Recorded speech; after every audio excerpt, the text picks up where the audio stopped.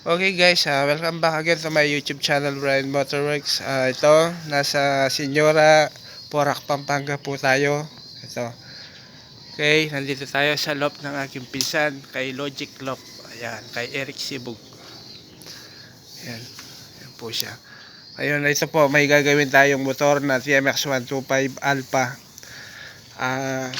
Bibigyan natin siya ng on and off switch sa kanyang headlight. Okay. Yan lang. Tapos, tune up na natin. Okay.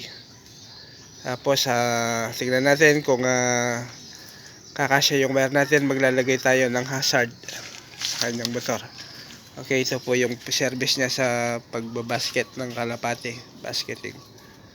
Okay. Kumakarera po yan yung pisa ko. Yan. Kumakarera ng mga kalapate. Yan. Okay. Pisa na po natin. Okay, ito po yung ilalagay natin na on and off switch sa kanyang headlight. Okay, isa na lang yung tornilyo niya sa kanyang headlight. Ito. Yan, okay. Ito po yung sa ating on and off switch. Dito natin ilalagay. Papasok natin yung kanyang harness dito. Ito, may butas yan. Ayun, okay. Yan. Yan, wala na yung lock niya dito, yung parang alambre na flexible dito, wala na, oh. Wala na siya. Okay guys, ang kukunin natin dito, hanapin nyo lang yung socket na kulay brown. Ito yung socket na kulay brown. Tapos hanapin nyo yung wire na blue with stripe white. Ito siya, kabilaan po yan. Ito, okay. Tatanggalin natin yung pagkasakit. Yan. Ito yung isa. Ito, patakbo to sa harness. Ito. Okay, yung isa. Patakbo sa harness to. Tapos yung sa kabila, papunta dito sa handlebar switch. Dito sa high and low ng ating ilaw. Okay, bali ito yung main supply ng ating ilaw. Dito tayo magtatap ng on and off switch. Okay.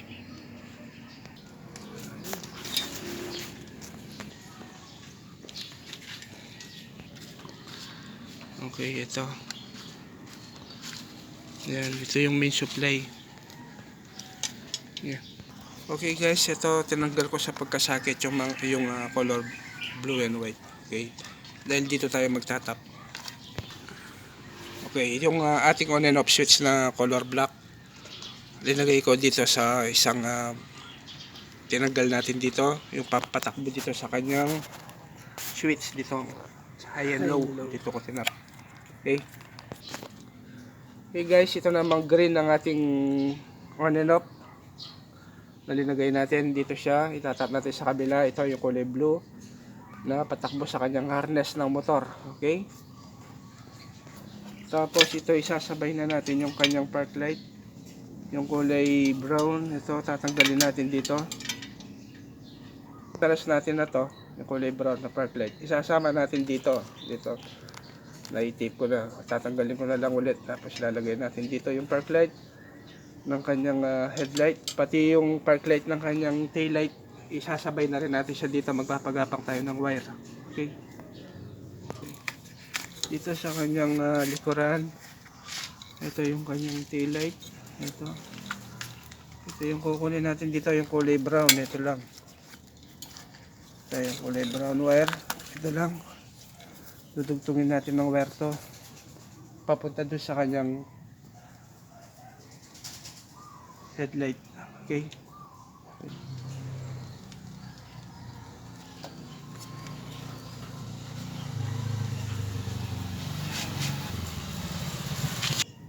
Okay guys, ito yung pinagapang natin na wire doon sa kanyang park light sa likod. Ito na siya. Ito siya. Okay, at ito yung park light ng sa ating headlight naman. Pinagsama-sama ko lang sila mga ka-motorworks. Okay.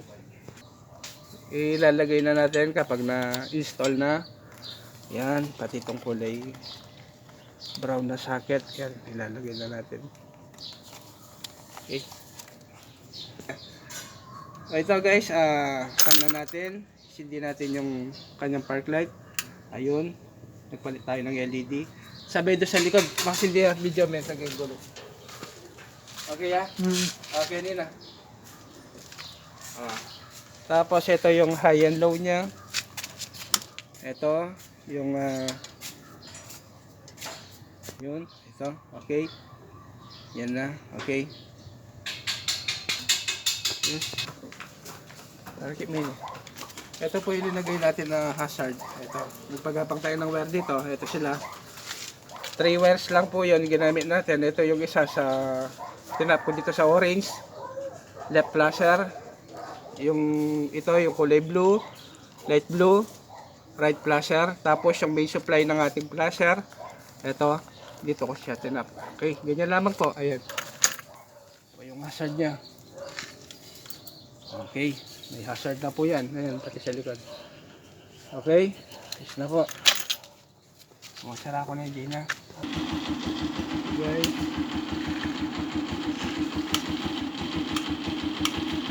Okay. Bagulo siya ganun. Okay. Hazard.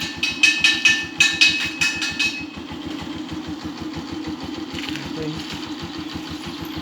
Okay guys, hanggang dito na lamang. Shoutout sa inyo lahat. And Merry Christmas po and God bless. Shoutout kay Dan. Okay, yeah. Okay.